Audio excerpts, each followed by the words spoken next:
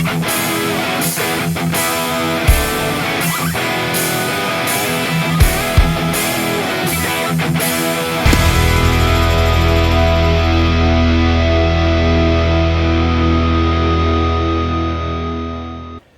guys, welcome to another one. We're going to be doing a real quick video on spool characteristics and whatnot. Alexander, I think it was, one of our YouTube subscribers, posted a video where he spun a rotating assembly on a ball bearing turbocharger and it slowed down quite quickly, and he assumed that was an indication of how fast the turbocharger would spool and how good the bearing system is, etc, etc. I just wanted to make this video to shed some light on turning a turbocharger's rotating assembly by hand is not in any way an indication of how well the turbo will spool in an application where it's installed on a vehicle, or how fast or how well it will actually perform once installed or once running on a vehicle. So what I'm going to do is actually take 3 or 4 different turbochargers. They are all ball bearing turbos, Borg, Garrett, and I'm going to turn them in physical format without installing them on a vehicle, just to show you that changing the angle and how you hold the rotating assembly and whether or not it's got oil inside the rotating assembly or not will affect the rotational speed, the drag inside the bearing system, and how fast and for how long the rotating assembly will actually turn. Hope you guys like this one. It's going to be a short video. Check it out. Let me know what you guys think. Any questions, post them down below.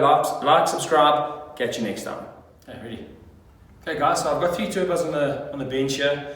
A G35 1050, a GT2871R, old GT spec, and a Borg Warner EFR 7163. Now what I want to show you is how these turbochargers, ball bearing rotating assembly, spin when you spin them by hand.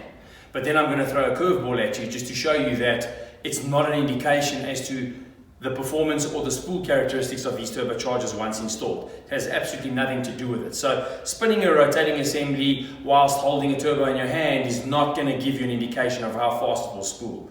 Come and have a look at this. We're going to start off with the 2871. It's a normal GT series. I'm going to spin this compressor wheel. Turns for a while. Okay? Turns for a while. Now watch this. Come and zoom in on this blade over here.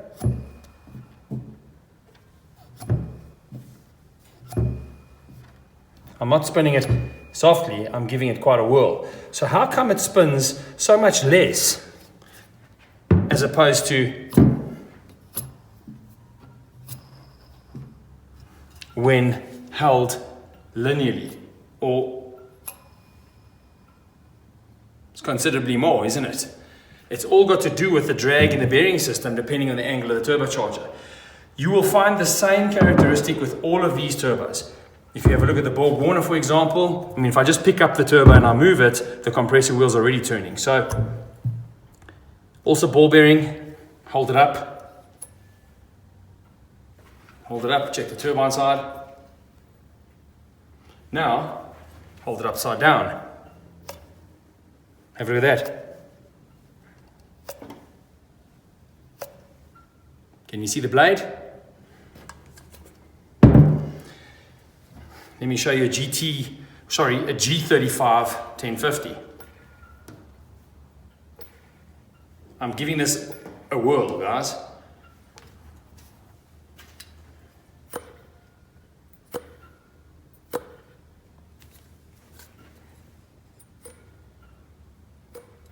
This is pretty much the same no matter what angle you hold it at. I guarantee you now, I'll take this turbocharger down to a test rig, I'll pump oil in it, and I'll run the turbocharger again, and this will take quite a while to slow down. So please, whatever you do, don't take for granted that if you spin a rotating assembly and the turbocharger runs for quite a long time in your hand, don't take that as an indication of how that's going to spool and how it's going to perform once installed on a vehicle. It doesn't work that way. Assemblies. Let me show you something quickly. Don't worry about the combination of these blades right now. Just understand that this is a dual ball bearing setup, running silicon nitride balls, metallic cages. Have a look at how this rotating assembly turns. So in most people's minds, you would assume that this is a really good spooling turbocharger. But now watch this.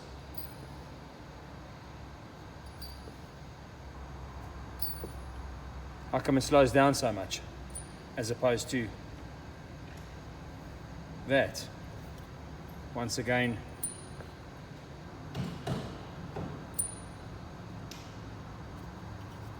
hold it upside down here like this. I'm not spinning this thing softly, guys. I'm really giving it a whirl. Okay.